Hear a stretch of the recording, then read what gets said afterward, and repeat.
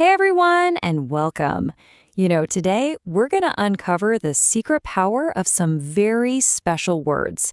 These are words you and I use every single day, probably without even thinking about them, but they're the key to making everything we say more powerful and polite.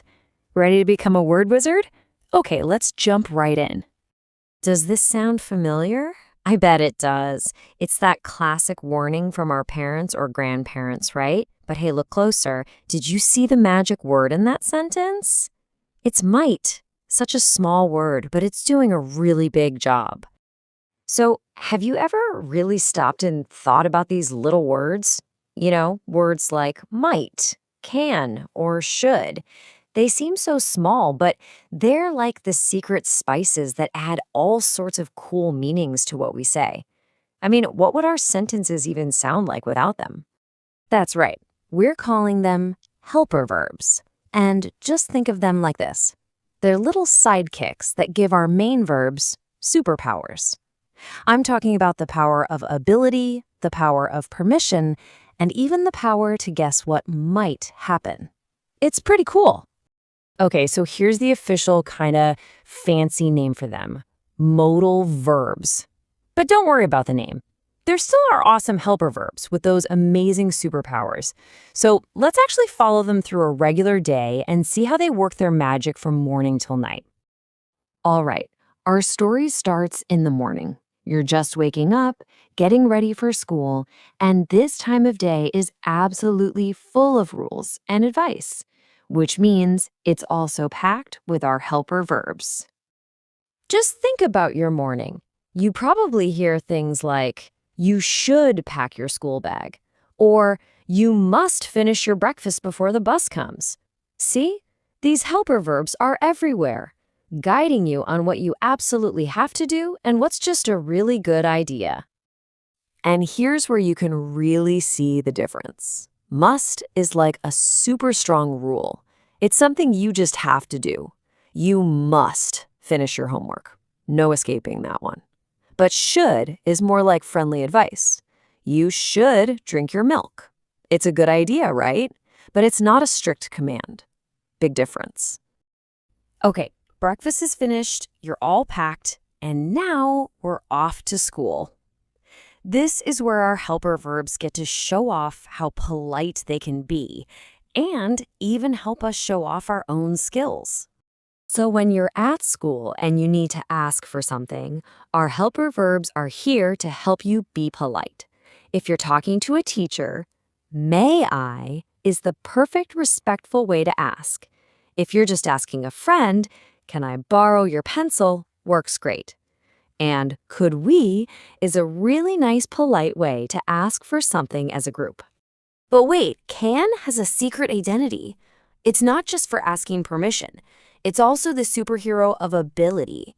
When you say, I can solve this math problem, or I can speak 2 languages, you're showing everyone what you're capable of. It's a word that's just full of confidence. Ding, ding, ding. The school bell rings and it's time to go home.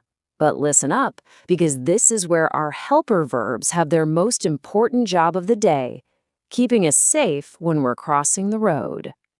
Now, these aren't just suggestions, they are life savers. Must and mustn't are the super important safety rules that you cannot break, period.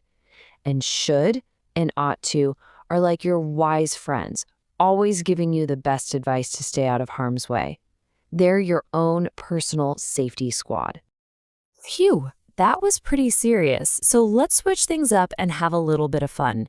It's time to put our helper verb superpowers to the test with a creative game I like to call the Amazing Ruler Challenge. We all know what a ruler is for, right? Drawing straight lines. Boring. Let's use our imaginations. Using a helper verb like could, which shows us what's possible. What else could your simple school ruler be? Let's find out. Whoa, check out these ideas. You can totally use it as a bookmark, or it might be a pointer for a map on the wall. You could even use it to slide your pencil back to you if it rolls under the desk. See? These little words just unlocked a ton of possibilities for a simple ruler. Now, that's what I call creative power. What a day! We went from home to school and all the way back again, and we saw how these helper verbs, or, modal verbs, are working hard all around us. So let's get all of your new superpowers organized in one easy place. And here it is, your official guide to modal superpowers. You've got must for that obligation power, should for suggestion power, can for your amazing ability power, may and could for polite permission power, and might for seeing all the possibilities with possibility power. You are now a master of modal verbs.